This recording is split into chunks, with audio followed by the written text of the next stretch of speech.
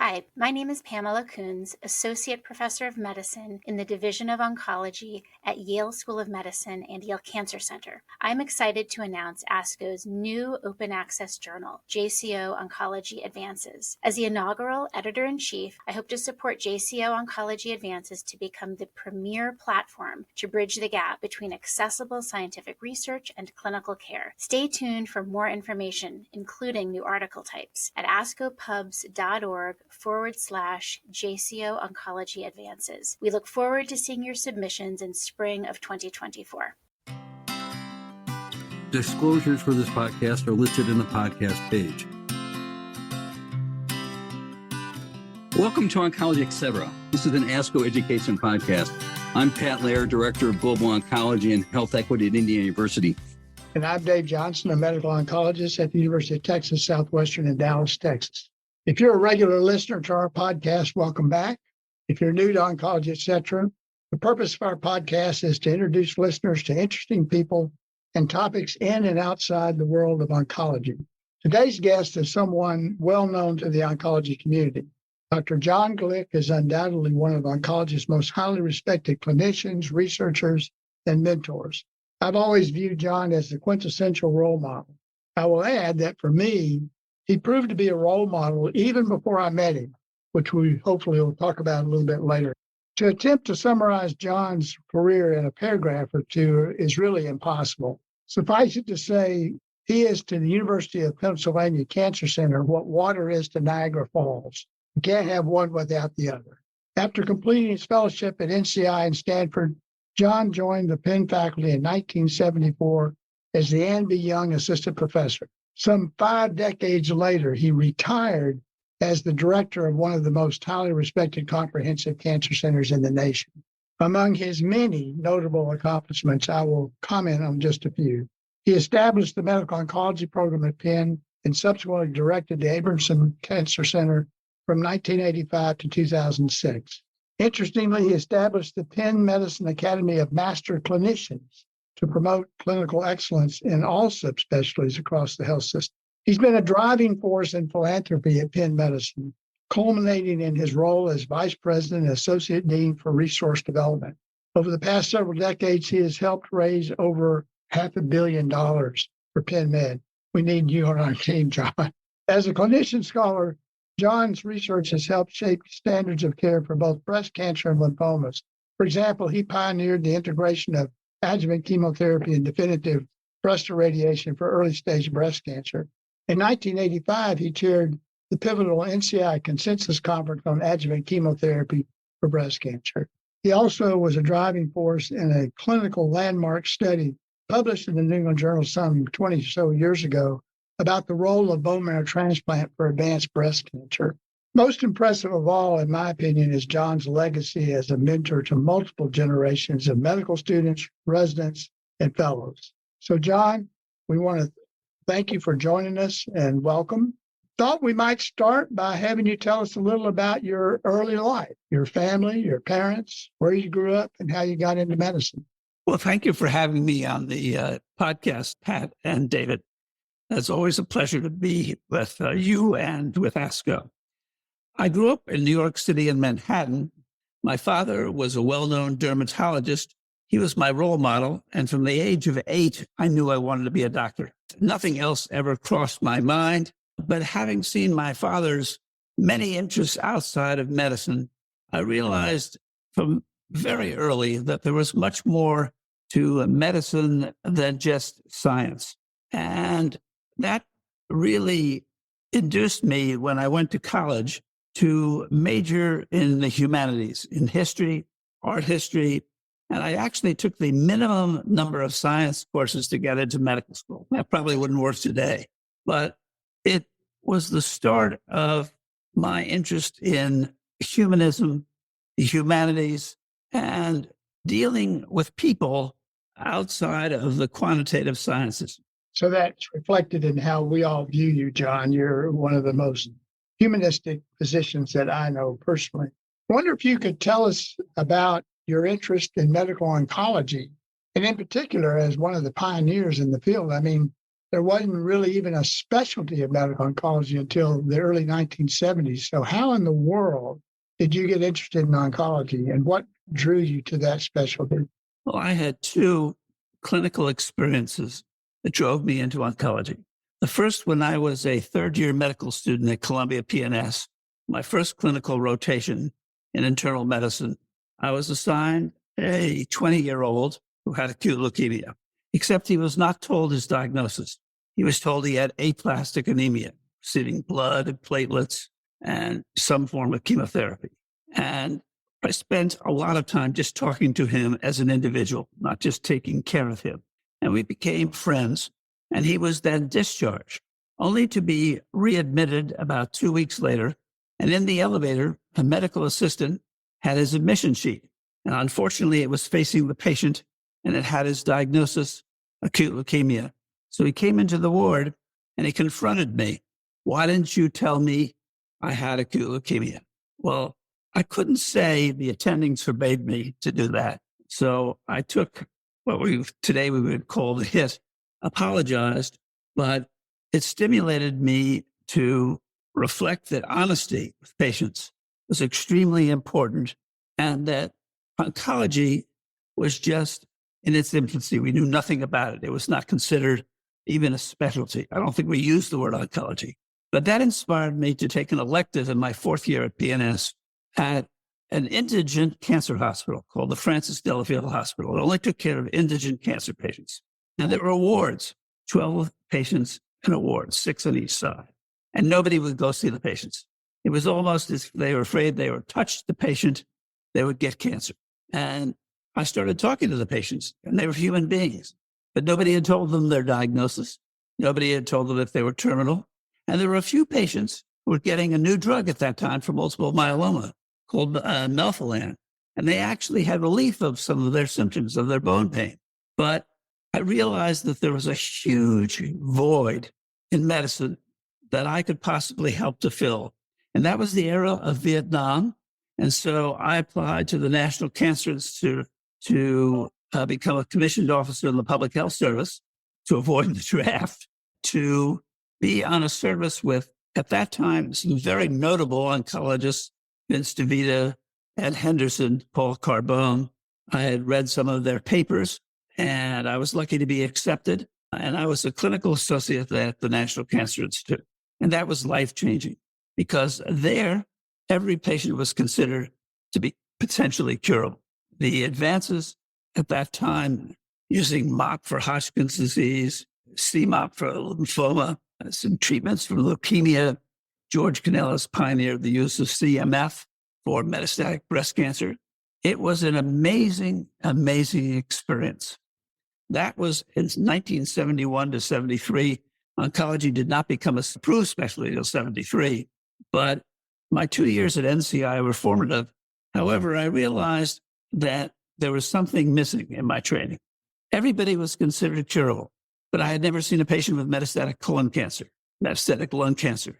The radiotherapists there did not like to teach clinical associates. And I knew that there was a place called Stanford, and Stanford had Saul Rosenberg in medical oncology, or lymphomas, and Henry Kaplan in radiotherapy. So everybody was going to California then.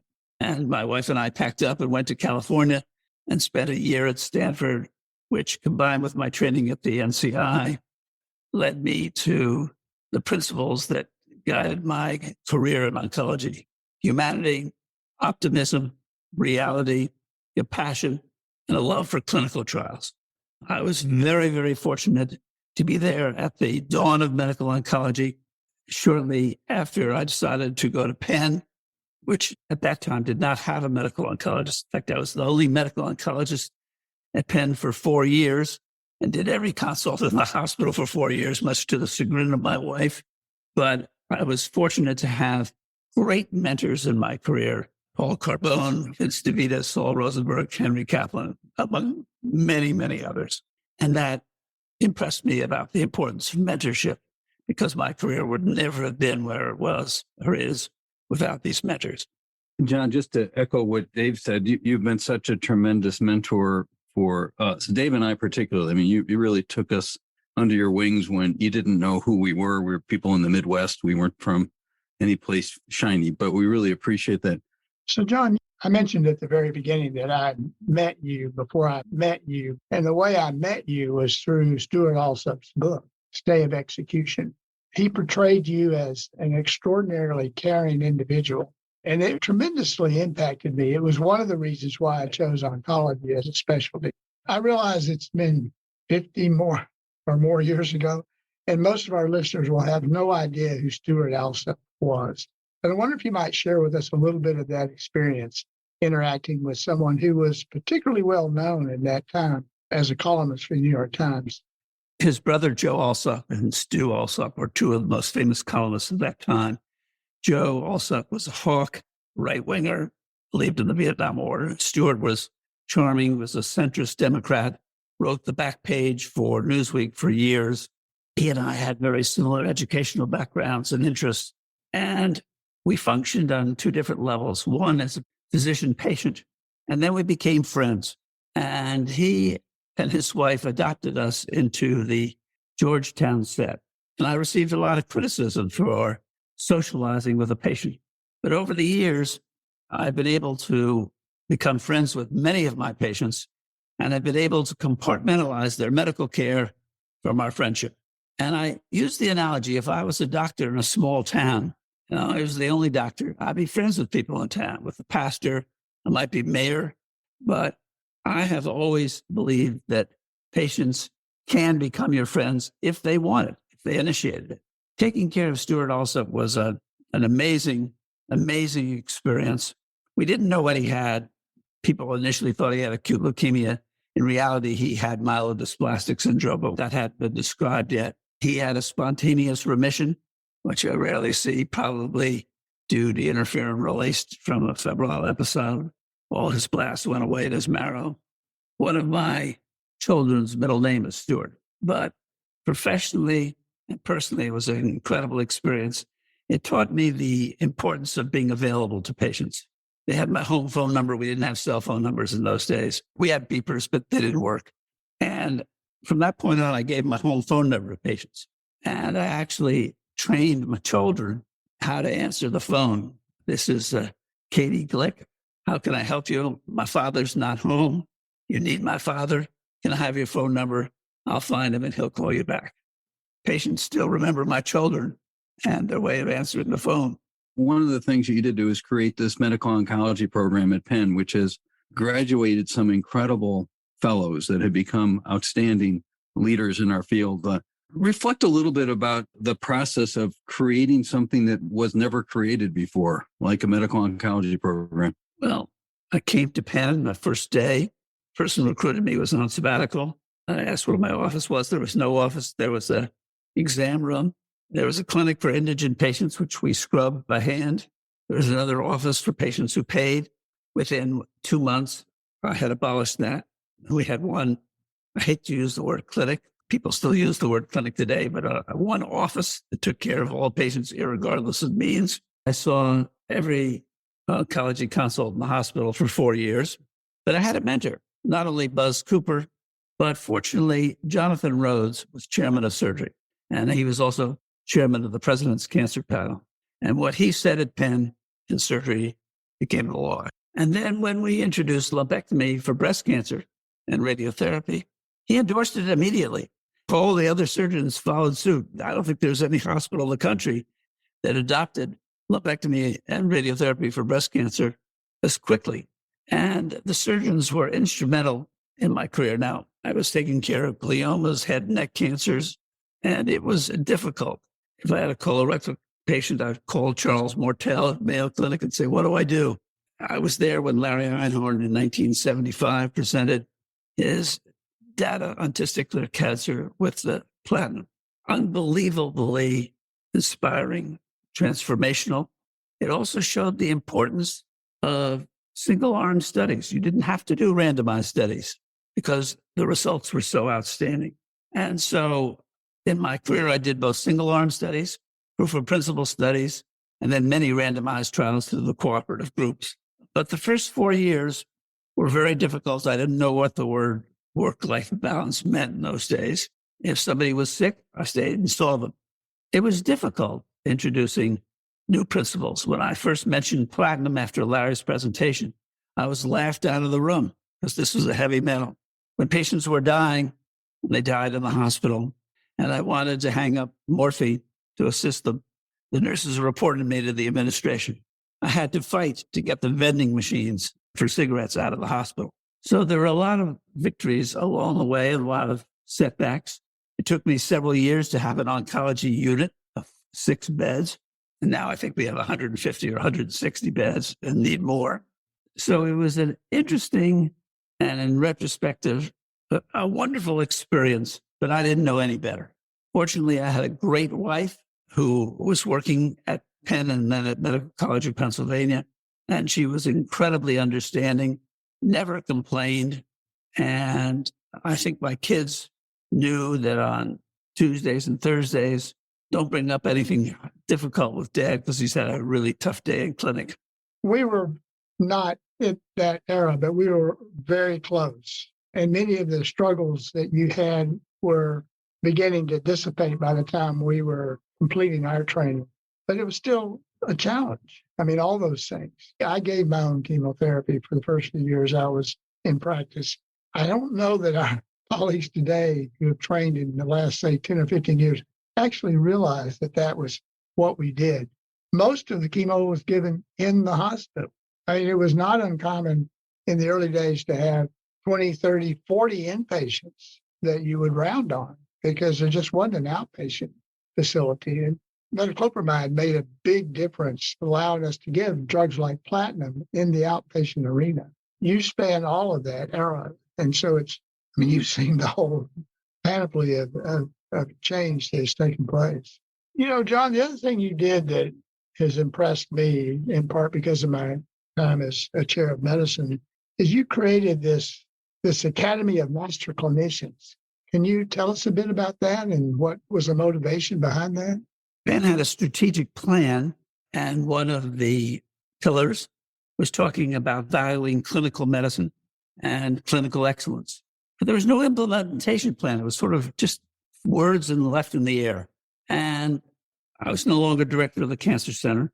And I realized we had a lot of awards for research, awards for education, and no awards for clinical excellence. So I created the idea of having an Academy of Master Clinicians, spent 6 months talking to all constituencies, chair of various departments, directors of centers, to get a buy-in. Wrote a 3-page white paper for the dean, who approved it immediately. And then, as typical at Penn, I raised all the money for it. I went to one of my patients who was an executive at Blue Cross. I said, I need $500,000 to start this program. And then subsequently, I raised $4 million to endow it. Today, it is the highest honor that a Penn clinician can receive. You could be in any one of our multiple tracks. You have to see patients at least 60% of the time. You not only have to be a great doctor, you have to be a humanist. So the world's best thoracic surgeon who has a demeanor in the operating room that is not conducive to working with a nurses team doesn't get in. We emphasize professionalism, mentorship, citizenship, teaching, national reputation, local reputation, clinical excellence. And so we've elected over 100 people, maybe 3% of the Penn faculty. We give an honorarium. We have monthly meetings, now by Zoom. We have monthly meetings on various topics. We never have a problem getting any dean or CEO to come talk to us. We're the first to do Penn's professionalism statement. The school subsequently adopted, and it's become the highest honor for a Penn clinician. It's very competitive. It's peer-reviewed. The dean has no influence. And we're very proud that 40% of the members of the Academy are women. We have a high percentage of diversity compared to the numbers on our faculty. But you really have to be elected on merit. And some people that you might expected to be members of the Academy aren't. It's one of the things I'm proudest of. It will go on in perpetuity because of the money we've raised. I think many of my accomplishments as a researcher will fade, as they typically do. But I'm very proud of the Academy, and I'm very proud of the people that I've mentored. It speaks to your values, Sean, and I think it's one of the reasons why you're so widely admired. Thank you for creating that. It proved to be a model for other institutions. I know that for a fact. One would think that valuing clinical care would be preeminent in medical schools, but in fact, it's often ignored. And so, again, I know that your colleagues at Penn appreciate your efforts in that regard. Tell us a little about your term as ASCO president. What are you most proud about, and what were your most difficult challenges? Well, the most difficult challenges is ASCO was in transition. I had to fire the company that ran the meeting. We had to decide that ASCO was going to hire a CEO. We hired John Durant. We had a small headquarters, tiny staff, did a lot of the work as being chief operating officer myself.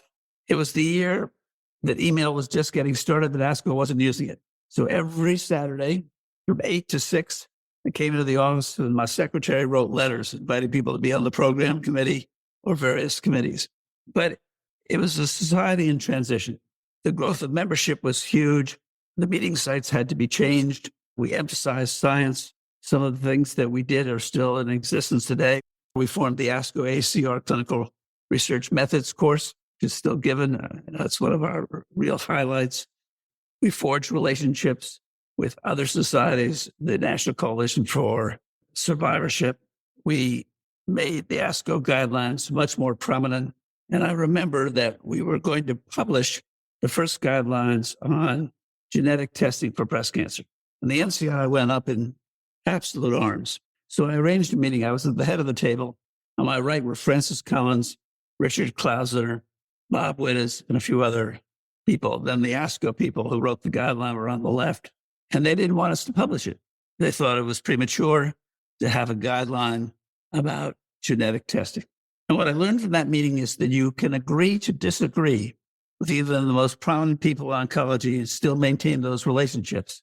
But we did what's right, and we published the guideline of the JCO.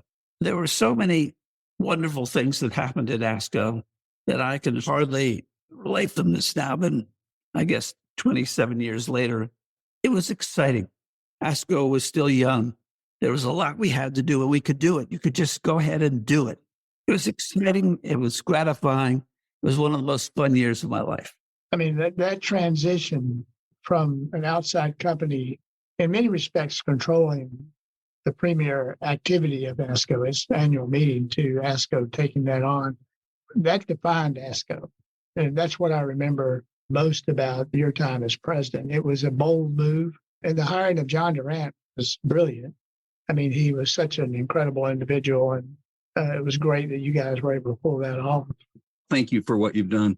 You've had a number of your mentees, if you will, and colleagues that have gone on to prominent positions, including, I think, at least 3 directors of NCI cancer centers.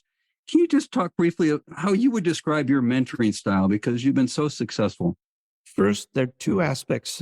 One is when people come to you, and then when you go to people, you sense they're in need. The key aspect of mentoring is listening, not talking, listening, looking for the hidden meanings behind what they're saying, not telling them what to do, presenting options, perhaps giving them clues how to weigh those options in pros and cons, being available for follow-up. Mentoring is never a one-time exercise, not criticizing their decisions. You may disagree with their decision, but it's their decision, especially if they've considered it. Being proud of the mentee, being proud of their accomplishments, following them over the years.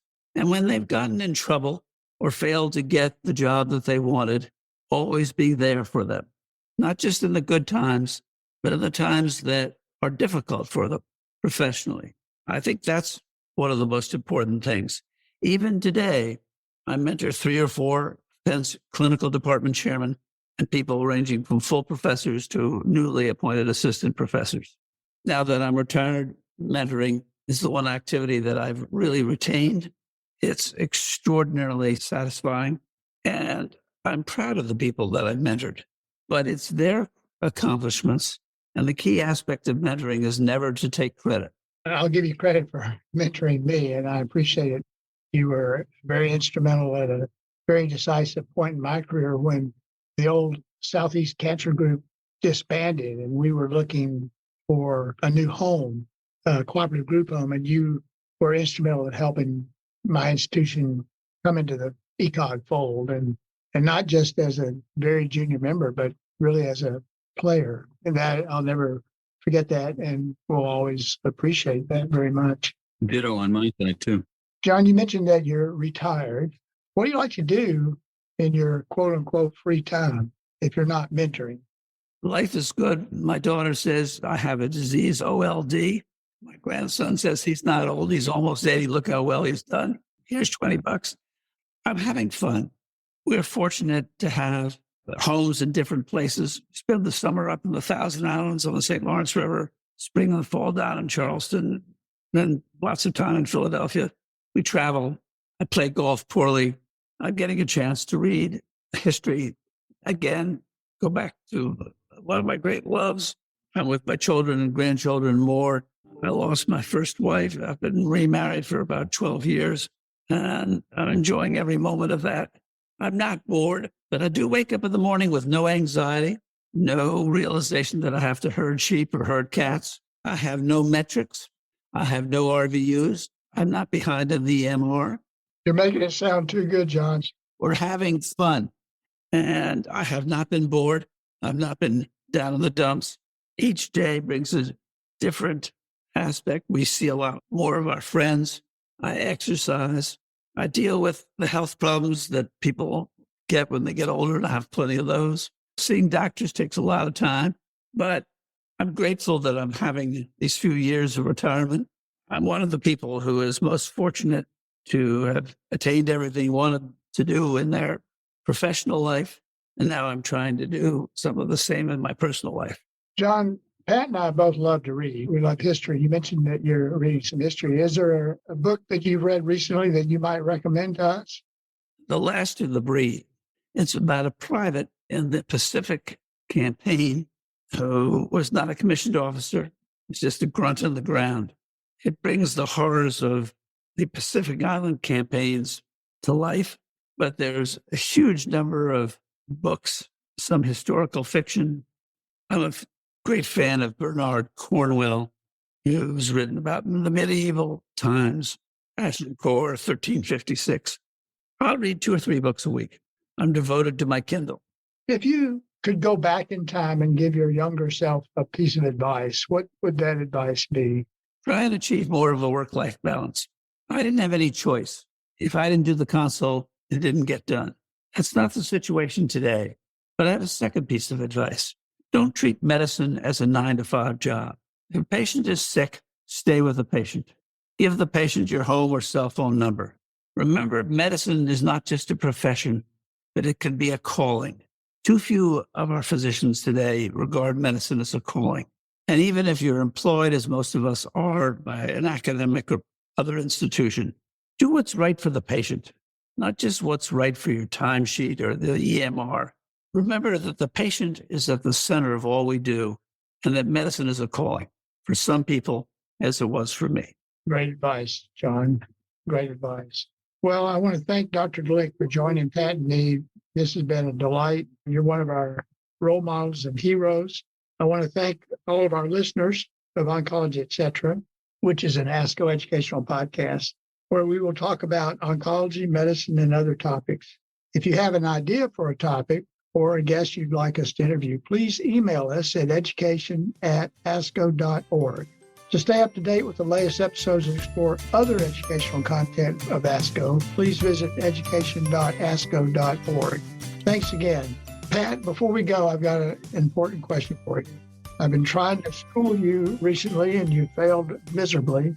So I'm going to ask you, why is it that McDonald's doesn't serve escargot? I can't do it. I don't know. I give up. It's not fast food. It's not fast food. I like that. It's good.